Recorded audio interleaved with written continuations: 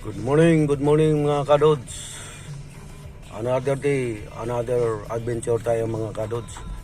Tingnan mo mga kadods, grabe ng traffic. Wala nang bigayan. Kanina pa dito sa area na ito, naka 15 minutes na, hindi makamove. Dahil doon sa C5 mga dods, hindi pinapagalaw ang left turn. Dapat pinapagalaw nila para hindi magbigayan dito. Tingnan mo mga kadods, hindi na makagalaw pareho. Na-stuck na yung doon, kabila.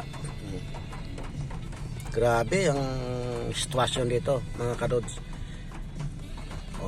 Tingnan mo yung Fortuner mga kadods, naipit na siya.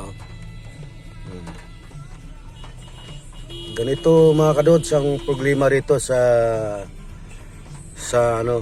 yun ang sinasabi ko na yung pagbablog natin mga kadods. Dito natin makikita ang sitwasyon na wala nang bigayan mga dods kasi walang nagbabantay ng mga enforcer kung paano nila kontrolin ang traffic. Katulad dito mga kadods, crossing kasi ito mga kadods, crossing.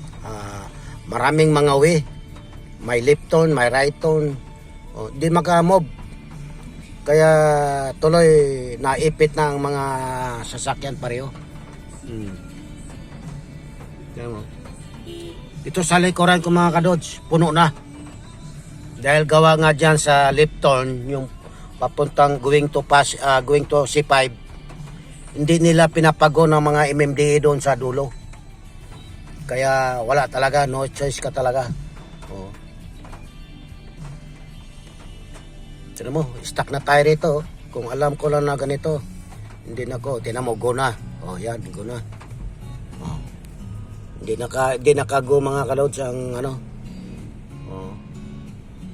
Mamaya, puno na naman yan mamaya kasi na-stuck na dito mga kadods eh. Yan yung Revo na old model. Hindi siya kasi narangan niya na yung left turn papuntang St. Paul. Papuntang St. Paul yan mga kadods. Yung inarangan ng hindi na tayo makamove dahil na.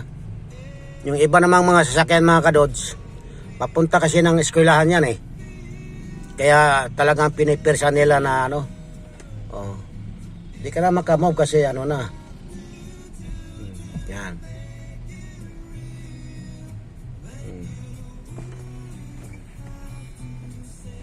Puno na mga kadod. Tingnan mo, grabe talaga ang sitwasyon dito. Yan ang sinasabi kong mga kadods. Kailangan talaga mayroon dito nagkukontrol. Sa dami ng MMDA doon sa C5 mga kadods, yung connecting nitong road na ito, wala man lang nagpunta rito. Kaya mga local government din ng mga Pasig enforcer, wala man lang tumayo dito na isa para kontrolin ang traffic. Ito mga kadods, halos na tayo. Grabe ang sitwasyon dito.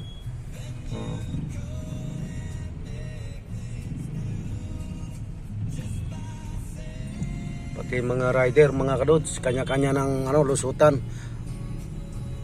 Wala man lang enforcer na pumunta rito para ayusin ang traffic control dito sa crossing ng Lanusa at St. Paul. Ito kasi mga kadods, Lanusa ito. Lanusa. Yung kabila mga kadods, yan ang St. Paul. Papuntang St. Paul College. Kaya di na tayo makagalaw mga kadods.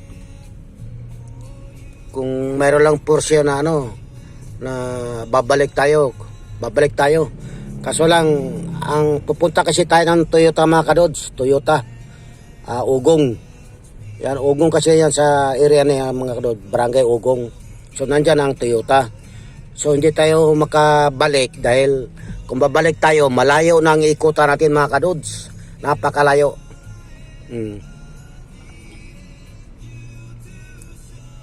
Ay nako, Diyos ko, ano nang mga nangyayari dito sa traffic. Ito naman kasing Revo mga kadods, hindi siya hindi siya maka-move dahil dapat hindi siya gumalaw doon sa pedestrian lane. Kasi na-stuck na pareho eh. Itong Toyota, pwede naman siyang itong Honda, pwede naman siyang dumiretso. Kasi may way naman papuntang St. Paul. Kung pupunta man siyang St. Paul, pwede naman siyang doon sa may Julia Vargas.